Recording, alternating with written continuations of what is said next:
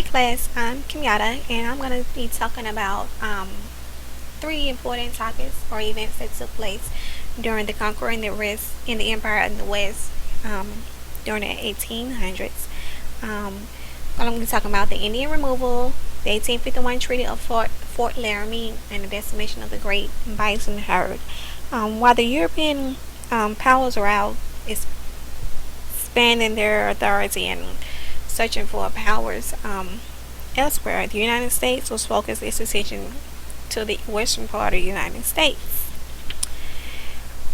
As if when in the 1400s, when Columbus and his guys came over, they came over and basically took over the land. Back then they ran away the Indians and they took over everything. And so here it is again in the 18th century with the same things that's going on, except this part it seems like it's even worse.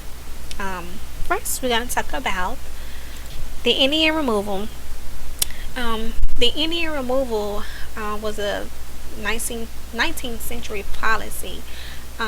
It was signed by President Andrew Jackson in 1830, and it was governed that the Native American tribes living east of the Mississippi River to the lands to the west of the river, they would all be moved from their spots they had stationed and they were native to from the east. With plenty of the land open in the west, the army removed eastern tribes, often against their will, to territories west of the Mississippi. President Andrew Jackson pushed 5 civilized tribes: the Cherokee, Choctaw, Chickasaw, Creek, and Seminole peoples. He pushed them off their land in the southern states. Jackson's Indian removal forced thousands of men, women, and children to leave their homes in Georgia and Tennessee, and they were forced to walk hundreds of miles west. Many died of hunger and exhaustion and diseases along the way, with the Cherokees calling their path the trail on which we cried. At the end of the trails, the tier-stood land set aside for Indian Territory, which is present-day Oklahoma. Here the government promised that the Indians could remain as long as the grass should grow, but hunger for western land soon negated that promise. Every time that the whites or the government would send the Indians to one spot to the east, once they got there and kind of get settled in, or sometimes couldn't get settled in, they would again push them out and make them move again, because they wanted more greed. They wanted everything. And so in 1851, the government come up with reservations. On these reservations, they promised that the land would be reserved for the native Indians, and return that the Indians would pay annuities and towards the land that they made to the government. But the land would be used as a sacred ground for the Indians to live and to start over. It would be used, basically, it would be their land. In Fort Laramie in Wyoming, to negotiate a treaty that ceded with the wide swath of their land to allow passage for wagon trains headed west. Of course, in return, the government promised that the rest of the Indian land would remain inviolate.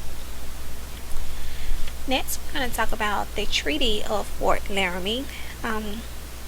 This is the Indians who all touched the pen was signed to this treaty in Fort Laramie, and the treaty set forth the traditional territorial claims of the tribes as among themselves. The Indians were guaranteed safe passage for settlers on the Oregon Trail in return for promises of annuity in the amount of $50,000 for 50 years.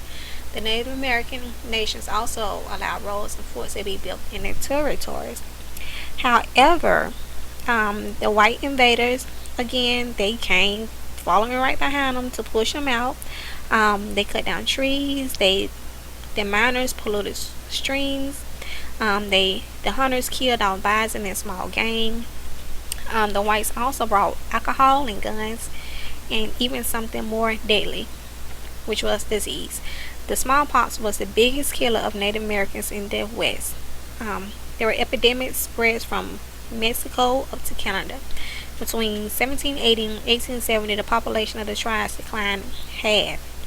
Other diseases were cholera, diphtheria, measles, scarlet fever, and other contagious diseases also took a toll on these tribes.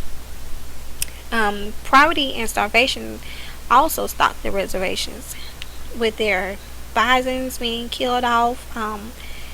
That was their food. They helped them work, and they accounted for so much there. And with these whites coming in and doing the things they did, they merely just left the natives in a bind. They were just like hopeless. However, there were friends, some self-styled friends of the Indians. Many of these were Easterners with little experience in the West. They maintained the reservations would provide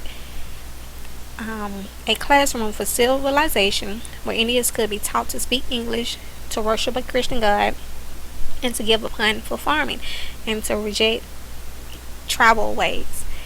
But my problem with that is that I'm all for the, teaching them to speak and introducing them into, getting to know God. And but if hunting was their way of living, like, how dare you come tell them what you have to stop doing? I mean, it's a circle of life, with as far as hunting living. But teaching them to farm and to live off nature was also good. But to have them to reject their tribal ways, I mean, they were here first, and who are we to come over to tell them what they can and cannot do, or what they should and should not do because of something that we believe? However, in November 1864, at the Sand Creek Massacre in Colorado Territory, Colonel John M. Shiverton and his Colorado militia descended on the village of Cheyenne, mostly women and children.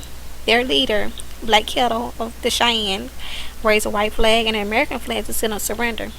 But the charging cavalry ignored his signal and butchered 270 Indians. Shiverton, he just watched his men scalp and mutilated their victims, and later justified the killing of Indian children with the terms remark, "Nix likes mice. Nix make lice." The city of Denver treated Shiverton and his men as heroes, but a congressional inquiry castigated the soldiers for their fiendish malignity and condemned the savage cruelty of the massacre. Next, I want to talk about the decimation of the bison. For centuries, following the arrival of the first European settlers, the great herds of buffalo, once numbered as many as 30 million, it fell in a serious decline. Due to the dynamic ecology of the Great Plains and its droughts, fires, and blizzards, combined with the ecological imperialism of the humans, the Indian buffalo robe traders, as well as the whites in their cattle, put increasing pressure on the bison. After the Civil War, the accelerating pace of industrial expansion brought about the near extinction of bison. Industrial demand for heavy leather belting used machinery and the development of larger, more accurate rifles combined to hasten and slaughter of the bison. The railroads and the bison, to the railroads, the bison were a nuisance, as best a cheap source for meat for their workers, as a target for sport, saying that they were just using them as shooting targets or arrow targets, or just for whatever, just for fun. They would just shoot and kill them, knowing that the tribes, constituted the buffaloes as a way of life. There was a source of food, fuel, and shelter, an essential part of their religion and rituals. However, on the plains of 1867, more than 5,000 warring Comanches, Kiowas, and Southern Earl Pharaohs gathered in Medicine Lodge Creek in Kansas to negotiate a treaty. To preserve the land for which white encroachment, the Indians signed a treaty of Medicine Lodge, agreeing to move to their reservations. Yet they continued to leave the reservations, confined to hunt during the summer months. After 1870, hide hunters poured into the region, and with the decade they had nearly exterminated the southern bison. Luther Standing Bear recounted the sight and stench. He said that I saw bodies of hundreds of dead buffalo lying about just wasting, and the odor was terrible. They were letting our food lie on plains to rot. With the buffalo gone, the Indians faced starvation and reluctantly moved to reservations. Well, that's the end of my screencast presentation. I hope that you enjoyed it, and I hope that you learned a little bit. And thank you for listening.